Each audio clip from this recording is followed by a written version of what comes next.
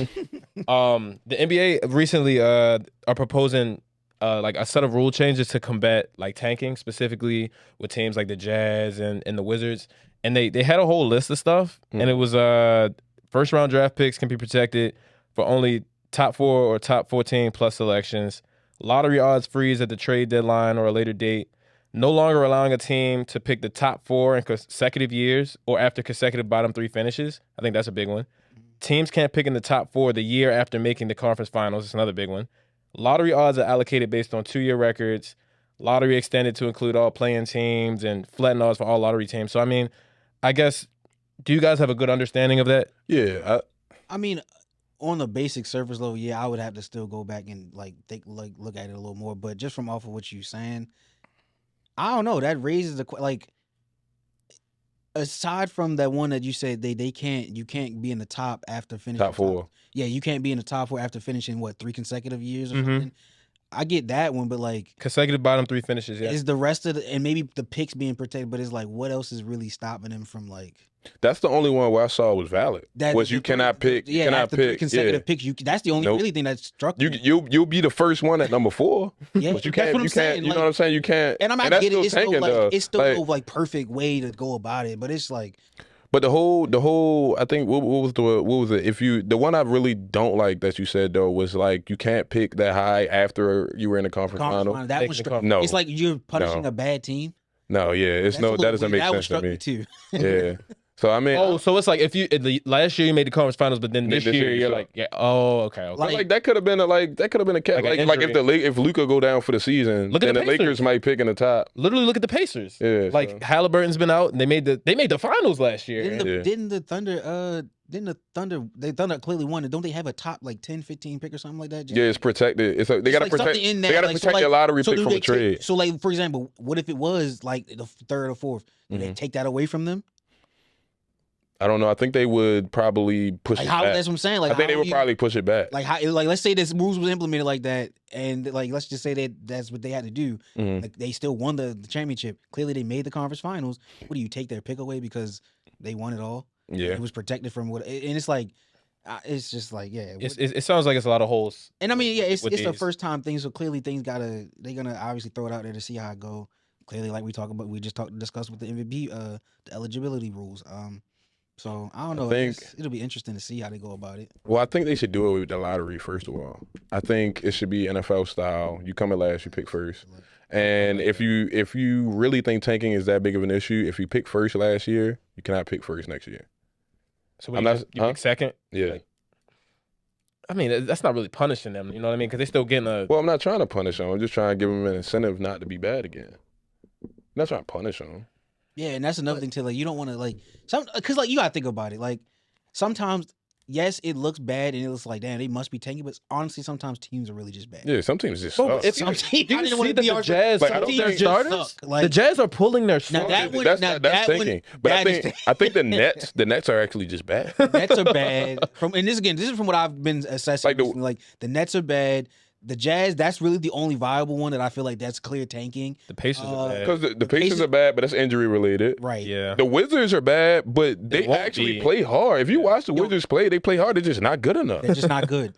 Literally. They play hard. The Mavericks aren't great either. But when Coop was out there, and they literally Spurs are running. But that's more of a natural rebuild. They're not being bad on purpose. Yeah. That's a natural rebuild. The only team I really think has the criteria of tanking is the Jazz. Yeah, Trailblazers are just bad. Yeah, I had to throw another one. They don't have Dame. Yeah, so. I'm gonna be real with you. Yeah, okay, you're gonna make it exciting, but Dame cannot. It ain't gonna be all that great when he come back. I'm just saying. The Bucks are bad too. Damn, way too much. Dame's injuries are just. But the Bucks were accused of that as well because a lot of people have criticized them on sitting Giannis and claiming that he's hurt when he's not, and so that's their criticism. Yeah, is the Bucks are like playing around with this injury report when it comes to Giannis. And in my opinion, I don't know. I gotta say he hurt. You know what I mean? I think some of that had to do with like trading him too. Like, well, I know it was like all shut him down smoke right and mirrors, right? The All-Star game, All-Star weekend, because they thought they was gonna get a trade going. But I mean, they didn't get one, and now he sat out for what, like a week and a half? Like that's what it felt like. So yeah, I don't know. But tanking, NBA has always had a tanking issue. So I just It's think like even if yeah. we implement the rules, they're gonna find ways around. Like they're still gonna try to find ways around it. So. like football, you can't tank because if you go out there and you play bad on purpose, you're gonna get hurt.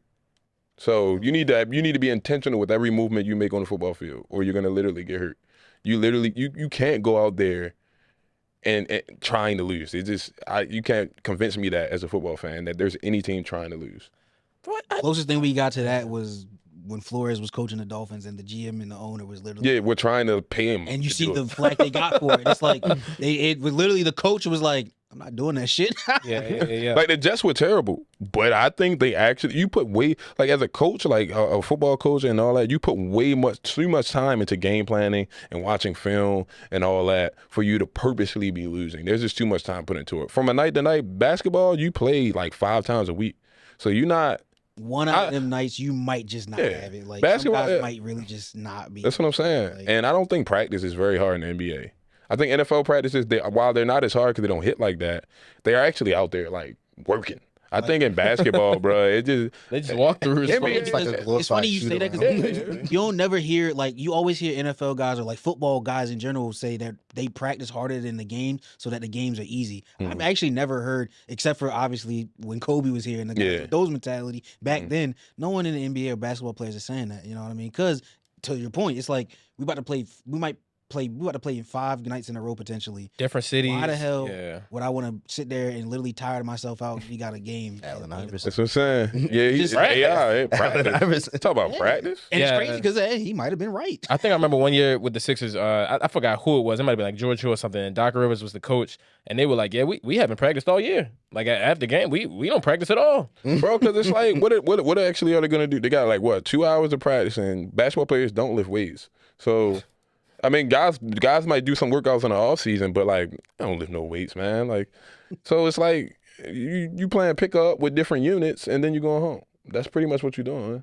A light pickup game, 'cause run a couple coaches- suicides. Coaches don't even actively coach in the NBA. When the last time you seen a coach call a play from the sideline? They run pick and roll. Or what Kobe used to say in the interview, Kobe said, I don't like the way the NBA is going because it's accidental basketball. It's drive and kick, drive and kick, drive and kick. Crash So and coaches aren't even actively calling plays because they're not practicing. So I don't know, man. Teams are just bad until they get good players. That's how the NBA works. That's true. Like you said earlier, like literally there are really just bad teams. But it don't excuse, like, I'm sorry, the Jazz, yes, the Jazz were tanking. Because it's like, I remember when that shit came out, it just was like, I'm sitting there, I was like, there's no way they don't think that this is just going to go by, like, and no one's going to care. Like, it's not, you can't just do that. Well, they were literally sitting, Jaren Jackson, Laurie, and like everybody else. Like, was Ace even playing? Like, Ace might have already been out, bro. The thing they did with him, I think he was a minute restriction.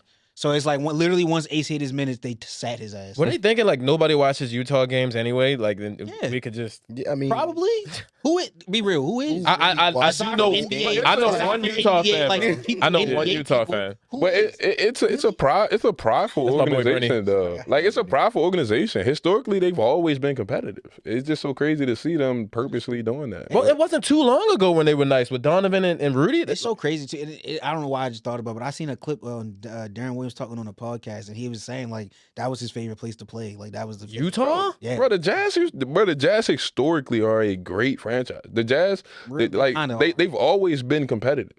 Yeah. Think about The it. reason There's they- always MJ, talent. They yeah. usually always get the talent, but they end up leaving or going I was somewhere. about to say that the only reason they ain't got a ring is because of MJ. They've been in the finals multiple times. You don't think they could ever got a ring with Donovan and Rudy like that No. team? No, I'm not a Rudy Gobert fan. I was gonna say, is it I'm 'cause not of either. Rudy? Rudy Gobert is a terrible basketball player. I hate Rudy. Oh man, I'm not a big fan of Rudy either. No, The Stifle Tower. I think he's okay. You know, No. I mean, he does what he's supposed to do. He makes mean, blocks. He barely. boards. He has no offensive bag, right? But Bro, he's a bro, I don't want to bag on Rudy, but it blows me. It blows me that he's just like defensive phenom. Yeah, I watch teams pick on him. Like you cold. telling me that he's literally one of the greatest defensive players in the history of the NBA because he has 3 depoys, and he can't guard anyone 1-on-1 outside the arc.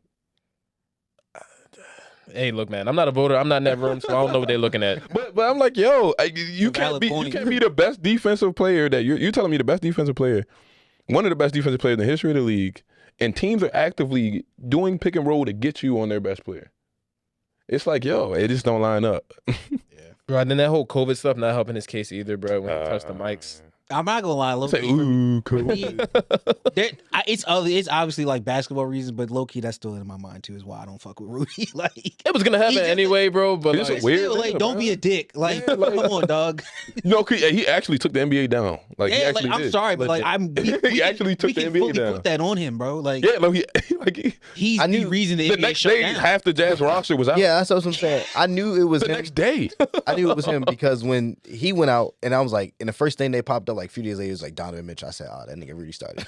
Like, bro, like They were actually beefing. They were actually I do remember that. I do beefing. remember He was that. mad about that shit. He was, bro. Yo, at the time, right? And then obviously it was recent, but it don't feel that recent because time is moving fast. But like, yo, at the time, people was like, the doctors were telling us they didn't know how to treat it. So it's like, yo, you gave me something, and I don't know how I'm about to impact my life, bro. Like that's not okay. and at the dog. time, people were going on like Man, forget Rudy Gobert, ventilators man. and all of that. Bro, do you remember how They got your Embiid showed up to breathing. the bubble, bro, in the full hazmat suit, bro? Forget Rudy.